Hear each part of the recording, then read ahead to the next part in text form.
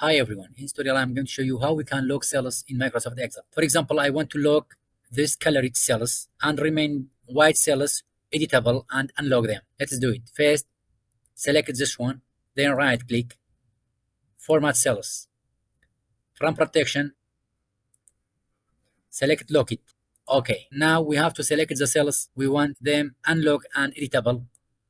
For example, here I want to remain this cells editable and unlock. Select them, this time right click, format cells, uncheck lock it. Okay, good.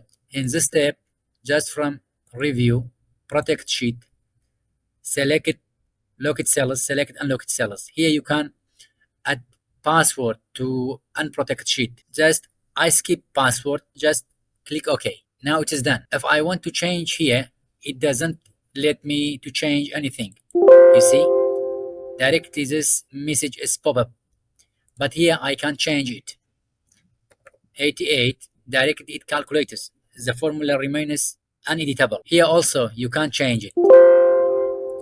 Here also, but here we can enter the data. Now if you want to unprotect the cells, just from review, unprotect sheet. Now the log is removed. Now you can change it. If you see the video helpful, like it, leave a comment and subscribe. Have a nice day.